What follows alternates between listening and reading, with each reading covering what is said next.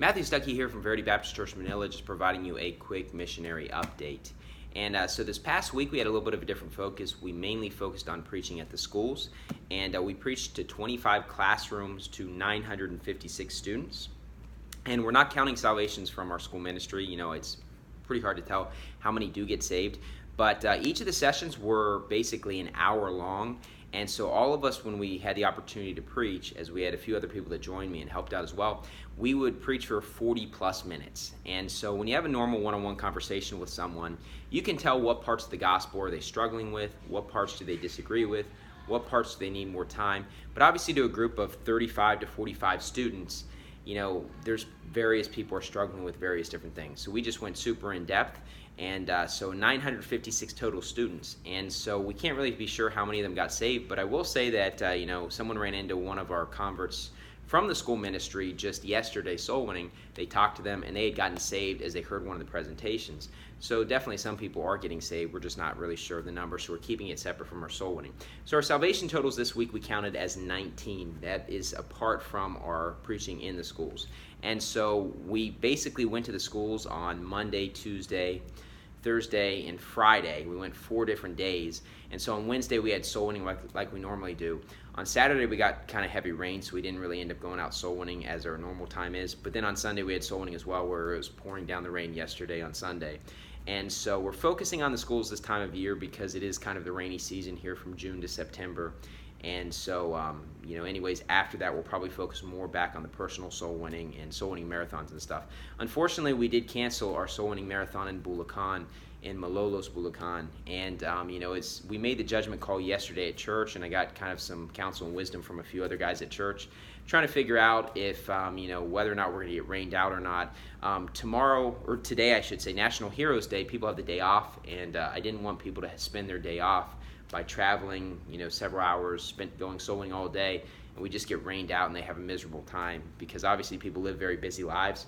And so that's the judgment call I made, and you know, I kind of wish it was really pouring right now, but it's actually looks pretty nice outside. So I'm not sure if it's nice right now in Malolos, Bulacan, but maybe we could have gone soul winning in a different location. And we do have some people at our church that are going to go soul winning for a little while in case on Memorial Circle.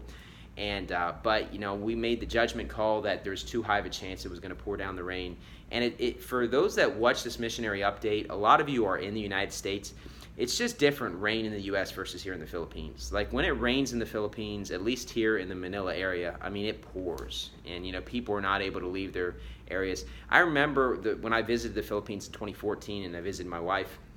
And I remember that the day before, I saw in the news that there was like 3 feet of rain in Manila. And I contacted my wife. I was like, am I going to even be able to come in? I mean, and she's like, oh, no, this is normal. And it's like, that's not normal if you live in the U.S., you know, 3 feet of rain. I mean, crazy rainstorms. It's just different here in the Philippines than the U.S. So I've definitely learned a lot this first year of ministry here. And June through September, I'm really going to look at as the time period to do maybe prayer meetings, fellowship activities at church. I also do a lot of the preaching at schools. And then the other parts of the year focus on doing soul winning marathons in areas and stuff like that. So definitely lots to learn. And we did send a group yesterday to a covered area apartment complex we had already knocked, but we sent them there again because it was raining pretty heavy. And the rest of us, we went out in various areas. And, you know, because right when we were about to go out soul winning on our Sunday afternoon, it just started pouring down the rain. So it just is what it is. So it's kind of tough this time of year. And so anyways, hopefully this coming week's going to be great. And we're going to be mainly in the schools this week as well, because we're still preaching at that nearby school where there's 4,500 students, and we've only kind of covered a third of it because there's so many students. And so anyways, that's what went on this past week. And in terms of sermons, on Wednesday I finished the book of Titus chapter 3, and you know, maintaining good works in the midst of false prophets. Then on Sunday, my first sermon, I preached on the power of social media, and you know, my wife commented that it was like it sounded like I was angrier in that sermon than I've ever been. Quite honestly, I wasn't angry at all. I just got really intense during a few parts to it, and I talked about the dangers of social media. And one thing I mentioned was the dangers for young men and women that are very zealous. That, you know, when it comes to jobs, you know, the things that you say on Facebook and social media, they track what you say, and you can hurt yourself in your career field depending on what you say. So I want people that are zealous, you know, at my church especially, to be careful, because I don't want their zeal to get the best of them and hurt them later on in life. You know, I want to really think about their futures as well.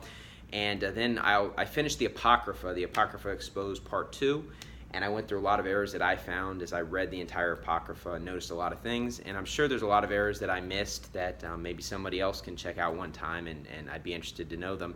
Just a lot of blatant errors, like saying that King Nebuchadnezzar was the king of the Assyrian Empire, the king of Nineveh, and it's like, no. But just a lot of Catholic doctrine of almsgiving gets you to heaven, prayers for the dead, and just all kinds of false things like that. And so anyways, those were the sermons I preached, and I have one more week here in the Philippines, and so I'll try to do a missionary update before I leave on my flight on Monday next week, but I can't guarantee that because there might be a lot of last-second stuff. Even today I have a lot of last-second stuff I need to get going because it's going to be a busy week as usual. We're going to be preaching at the schools pretty much, full-day schedule. And then obviously we have church and stuff, so lots of stuff to do. But anyways, definitely pray for me. And if this is the last video update I have here for a while, don't worry, I'll be back here in 3-4 weeks or whatever when I'm back here in the Philippines and everything. So anyways, continue to pray for our ministry here, and thank you, and God bless.